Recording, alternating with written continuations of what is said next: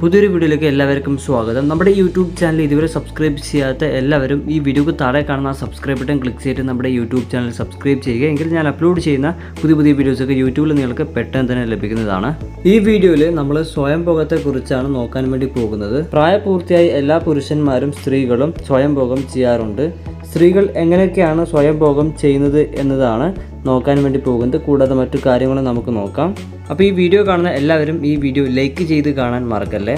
സ്വയംഭോഗം എന്നത് മനുഷ്യന് അടിസ്ഥാന ലൈംഗിക സ്വഭാവ രീതികളിൽ ഒന്നായി കാണപ്പെടുന്നു.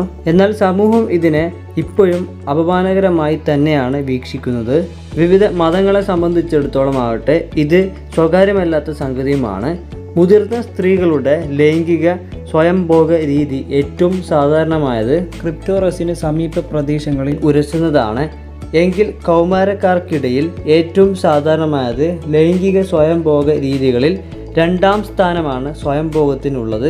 സ്ത്രീകൾ അടിക്കടി സ്വയംഭോഗം ചെയ്യാറുണ്ട്. സ്ത്രീകൾ 14 വയസ്സ് മുതൽ 17 വയസ്സ് വരെ പ്രായമുള്ളവർക്കിടയിൽ 48% പെൺകുട്ടികളും 73% ആൺകുട്ടികളുമാണ് സ്വയംഭോഗം ചെയ്യുന്ന കണക്കുകൾ രേഖപ്പെടുത്തുന്നത്.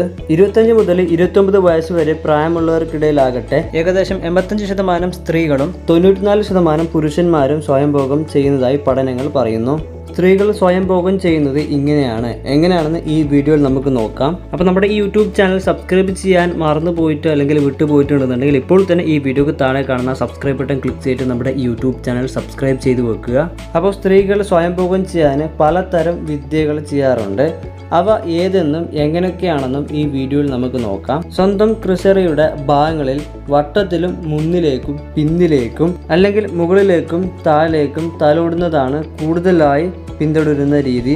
ഇത് പെൺകുട്ടികൾ ഏറെ ആസ്വാദികരമായ രീതിയിൽ തന്നെയാണ് ചെയ്യുന്നത്. കിടക്കയിലോ തലങ്ങണയിലോ ക്രിസറി അമർത്തിയും ചില സ്ത്രീകൾ സ്വയംഭോഗ ലൈംഗിക സന്തോഷം നേടാറുണ്ട്. എന്നാൽ ഇതിൽ കൂടുതലായി രതിമൂർച്ചയോ അല്ലെങ്കിൽ സ്വയംഭോഗ സംബന്ധമായിട്ടുള്ള കാര്യങ്ങളോ നടക്കാറില്ല. ചെറിയൊരു സുഖം മാത്രമേ അതിൽ നിന്ന് അവർക്ക് ലഭിക്കുകയുള്ളൂ. എന്നാലും അവർ ആ സുഖത്തിൽ സംതൃപ്തരുമായിരിക്കും. പിന്നെ മറ്റു ചിലരാകട്ടെ തുടകൾ പരസ്പരം പിടച്ചു വെച്ച് വസ്തിയ പ്രദേശത്തെ പേശികളെ യോനയ്ക്ക് താഴെയുള്ള ഭാഗത്തെ അകത്തേക്ക് അമർത്തിയും സ്വയംഭോഗത്തിൽ ഏർപ്പെടും. ഇത് ഒട്ടുമിക്ക സ്ത്രീകളിൽ ഒരു 30% പെൺകുട്ടികൾ മാത്രമാണ് ഇങ്ങനെ ചെയ്യാറ്. പിന്നീട് വിരലുകളോ സെക്സ് കളിപ്പാട്ടങ്ങളും യോനയിലേക്ക് കടത്തി ലൈംഗിക സ്വയംഭോഗം ഉത്തേജനം നേടുന്നവരും കുറവല്ല. എന്നാൽ ഇത് ഉയർന്ന നിലവാരമുള്ള പെൺകുട്ടികളാവും ചെയ്യുന്നത്.